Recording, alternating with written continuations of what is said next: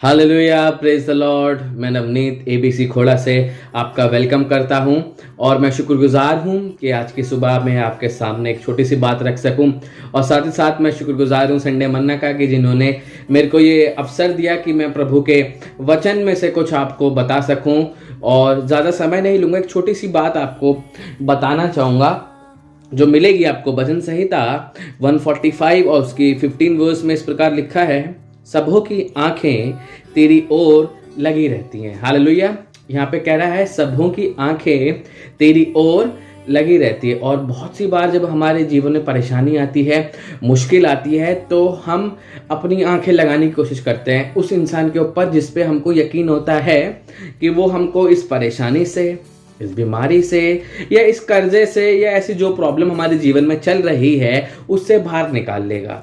और वैसे ही यहाँ पे दाऊद भी खुदा के लिए कह रहा है कि जो खुदा के लोग हैं उनकी आंखें क्या है, खुदा की ओर लगी रहती हैं। ये नहीं कह रहा कि लगाई हैं, क्योंकि बहुत सी बार क्या करते हैं हम खुदा की ओर आंखें लगाते हैं और वापस हटा भी लेते हैं। लेकिन यहाँ कह रहा है लगी रहती हैं, मतलब उनकी आंखें खुदा की ओर से कभी भी नहीं हटती, कभी भी नहीं, चाहे कुछ भी हो जाए, चाहे उनके साथ बुरा ही क्यों ना हो रहा हो, लेकिन उनकी आंखें क्या है, खुदा की ओर लगी रहती। लेकिन हम लोग क्या करते हैं, जब मुसीबत आती है, जब परेशानी आती है, उस समय में क्या करते हैं, थोड़ी देर के लिए खुदा की ओर अपनी आंखें लगा लेते हैं और फिर वापस जब सब नॉर्मल हो जाता है, सब कुछ एकदम सही हो जाता है, उसके बाद हम क्या करते हैं, अपनी आंखें वापस अपनी उन चीज़ों में जिनमें हम पहले रहते थे उनमें लगाना चालू कर देते हैं।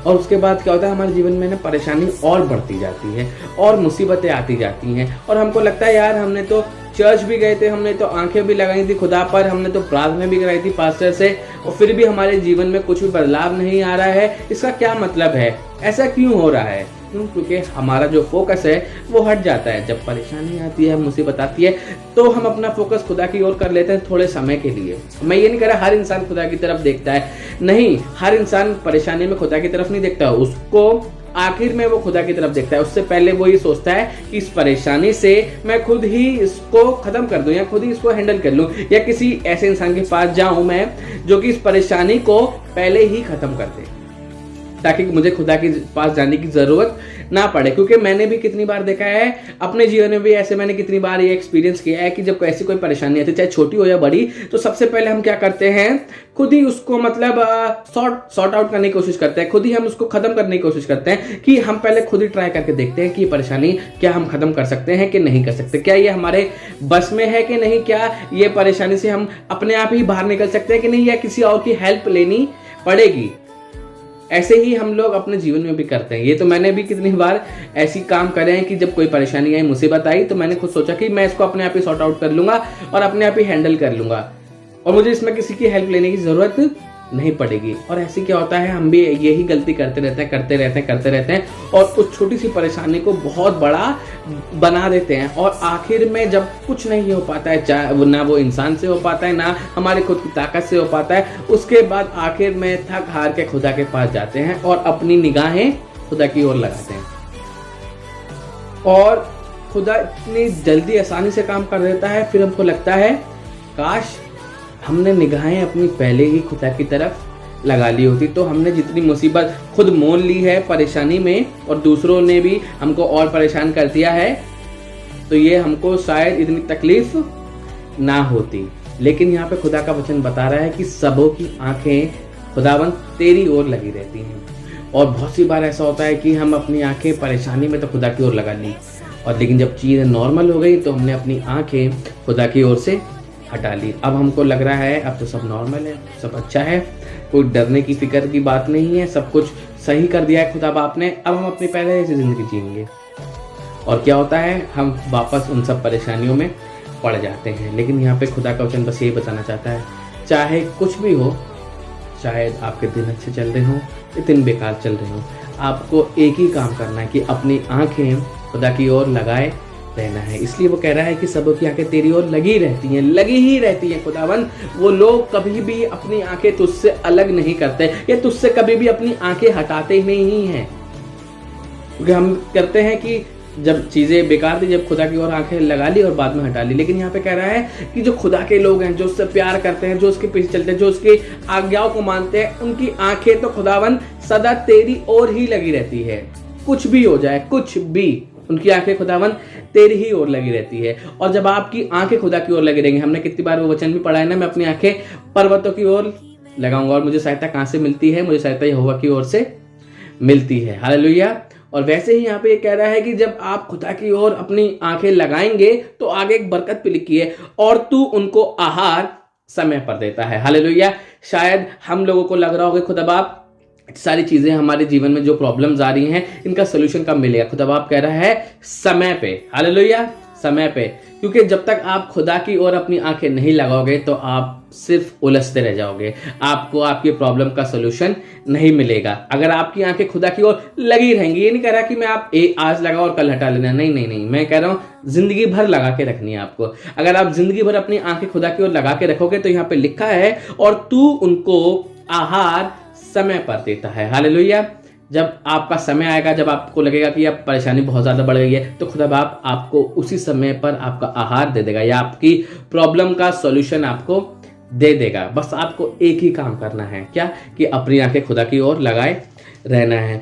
एक एग्जाम्पल दूंगा छोटा सा जो आपको मिलेगा मत्ती और उसका 15वां अध्याय उसकी 21वीं आयत में इस प्रकार लिखा है, एक औरत के बारे में, कनानी जाति की स्त्री का विश्वास। यहाँ पे मैं बताता हूँ आपको, इस औरत ने अपनी आंखें मसीह की ओर लगाई। यीशु वहां से निकलकर सूर और सैदा के प्रदेश की ओर चला गया। उस प्रदेश से एक कनानी स्त्री निकली और चिल्लाकर कहने लगी, हे प्रभु, दाऊद की संतान, मुझ पर दया कर, मेरी बेटी को दुष्ट आत्मा बहुत सता रहा है।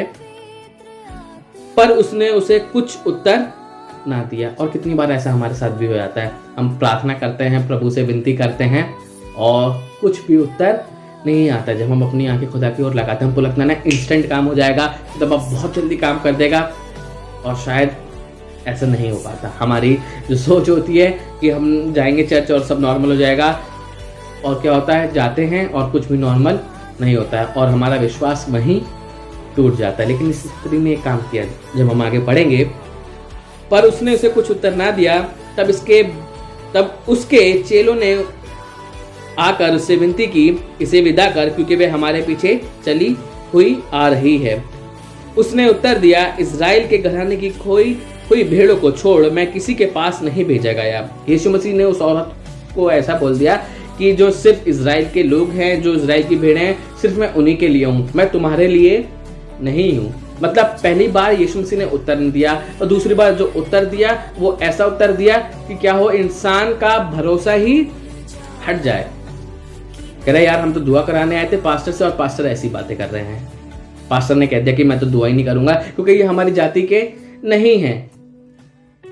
और हम क्या हो जाते हैं, वहीं पर विश्वास हार जाते हैं। लेकिन इस स्त्री ने अभी तक भी हार नहीं मानी। और जब हम आगे पढ़ेंगे, पर वह आई और यीशु को प्रणाम करके कहने लगी, हे प्रभु, मेरी सहायता कर। उसने हिम्मत नहीं आ रही। पहली बार जवाब नहीं मिला, दूसरी बार जवाब मिला तो ऐसा जवाब मिला कि मतलब उसको शायद घर चले जाना चाहिए था, लेकिन वो घर नहीं गई।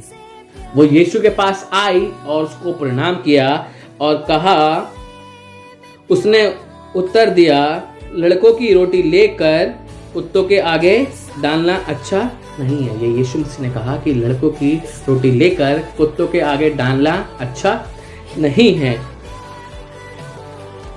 और जब उस स्त्री ने कहा, उसने कहा, सत्य है प्रभु, पर कुत्ते भी वे चूर चार खाते हैं जो उनके स्वामियों की मेज से गिरता है। हालेलुया।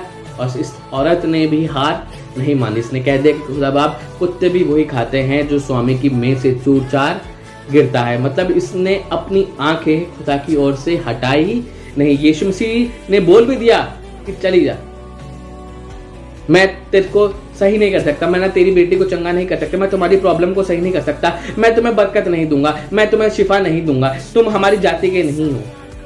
लेकिन इस स्त्री ने ये काम किया, अपनी आंखें लगा ही रही खुदा पर। मैंने बताया था ना आपको कि सबों की आंखें खुदाबंद तेरी ओर लगी रहती हैं। ये नहीं एक बार लगाई या दो बार लगाई, नहीं, लगा के रखा उसने। पहली बार उत्तर नहीं मिला, दूसरी बार जब उत्तर मिला तो ऐसा उत्तर मिला कि मतलब उसको शायद चले जाना चाहिए था। तीसरी बार में यीशु मसीह ने ऐसी और बात बोल दी, लेकिन उस औरत ने क्या किया, अपनी आंखें खुदा की ओर लगा के रखा। उसको मालूम था समय पर वो आहार देगा। और यीशु मसीह ने एक बात बहुत अच्छी बोल दी इसकी आखिरी पद में।